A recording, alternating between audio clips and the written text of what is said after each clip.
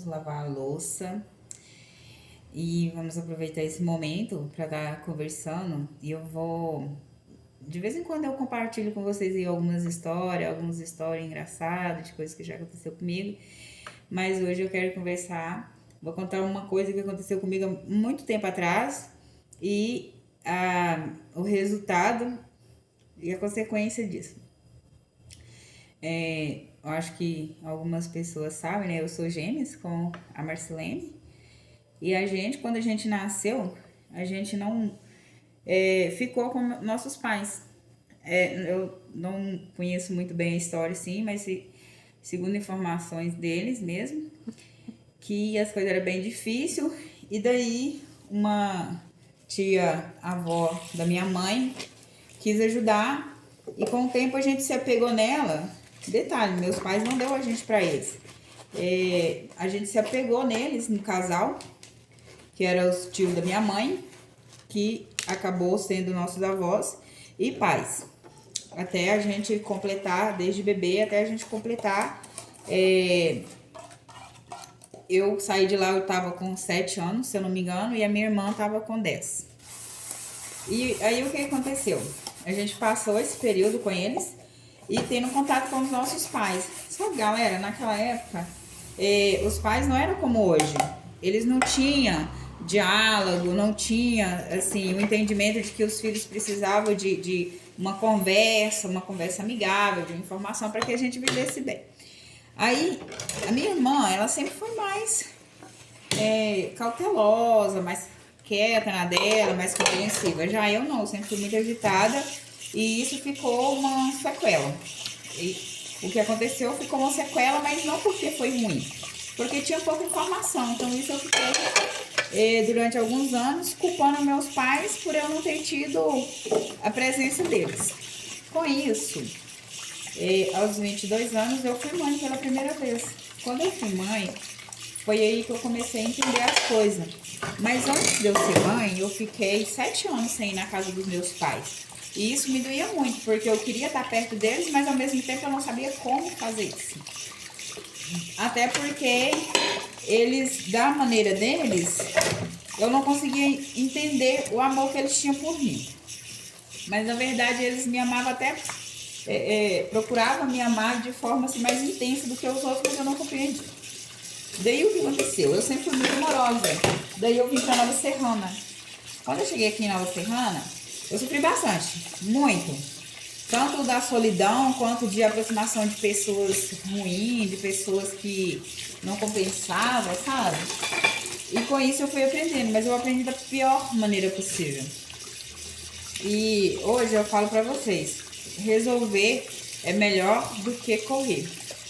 Às vezes você tem um problema para resolver, não pode não, resolve. Sempre conversa e resolve. Meu pai era uma pessoa muito fechada e a gente não sabia por quê. Depois que a gente cresceu, a gente descobriu que meu pai tem uma história muito triste. E meu pai, assim, é um guerreiro, é uma pessoa vitoriosa demais, exemplo demais, demais. Eu falo, quando eu crescer, eu quero ser igual ao meu pai, porque meu pai, ele é um superador. Ele superou coisas que dificilmente um ser humano suportaria, sabe? Superaria. E isso pra mim, cara, vale muito. Porque uma pessoa que não desiste, ela sabe, ela é o máximo do máximo. E meu pai foi uma pessoa dessa. Hoje não dá pra mim contar quem é meu pai. Mas ele é o cara.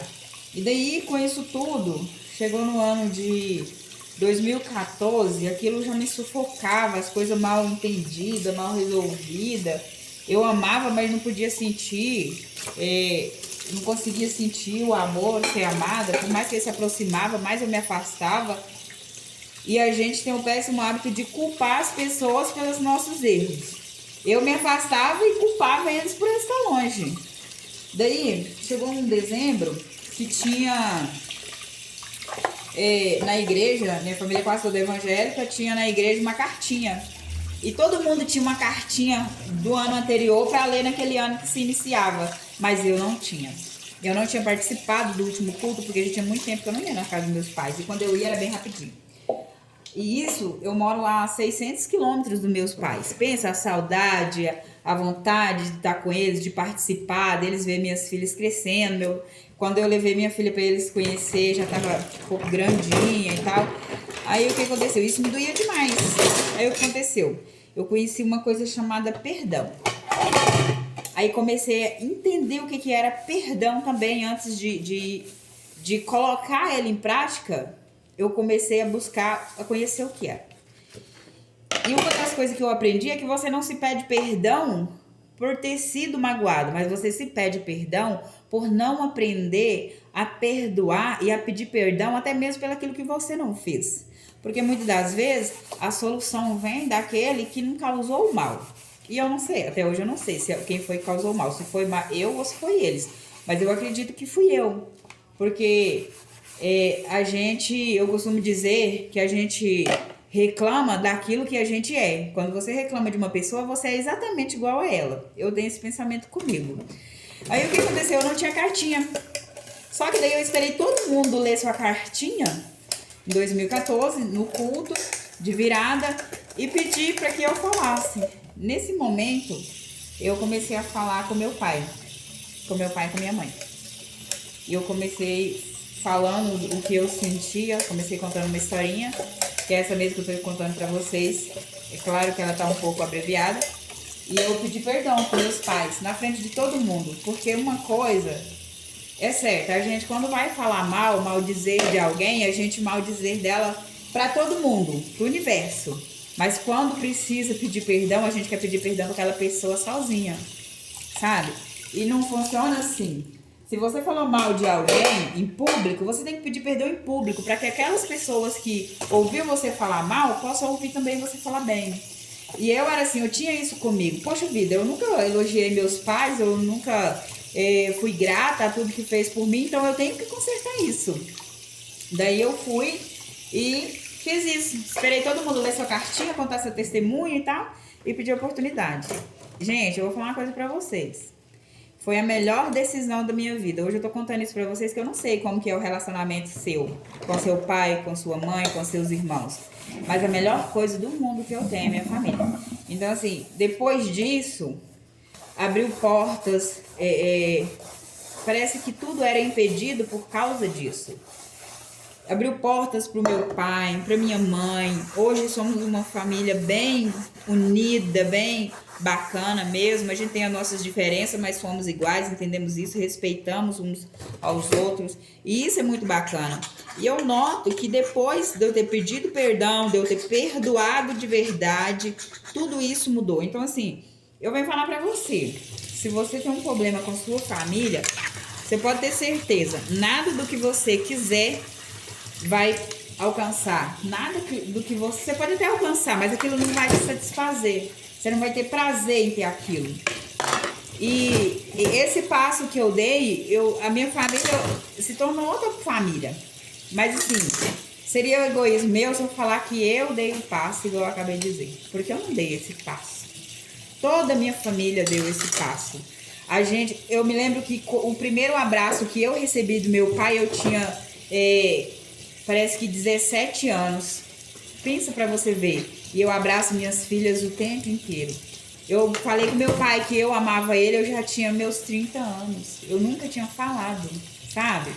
E hoje, toda vez que liga, que eu converso com eles me ligam todos os dias praticamente. Eu falo, pai, mãe, eu amo vocês, eu te amo, pai, sou um grande pai. Então, assim, data de aniversário, qualquer data, a gente tá sempre se declarando pro outro. Mas a gente não teve isso sempre. Mas uma coisa a gente tem que entender: nunca é tarde para recomeçar. Eu até tenho isso tatuado aqui, ó. Não existe fim para aqueles que acreditam em recomeço. Então, assim, a gente deu um passo, eu e meus irmãos demos um passo de recomeçar. Demos um passo de não do nosso pai conhecer nós, mas de nós conhecermos ele. A gente sabia muito pouco sobre ele, ele falava muito pouco, ele era muito fechado. Mas tinha uma justificativa para isso. Ele nunca teve ninguém para ouvir, então não tinha por que falar. Então também ele não sabia falar e sequer ouvir também. Então a gente começou a entender que não só nós precisava sentir amor, mas como a gente precisava amar também. E isso mudou a nossa vida. E eu queria muito compartilhar isso com vocês, já tinham bastante tempo. O vídeo ficou grandinho, Mas era resumido. Eu falo bastante, mas era isso. Eu queria compartilhar com vocês e falar uma coisa pra vocês. Não espera pra amanhã pra recomeçar com quem você ama, não. Porque talvez o amanhã nem chegue a acontecer. E daí é tarde demais.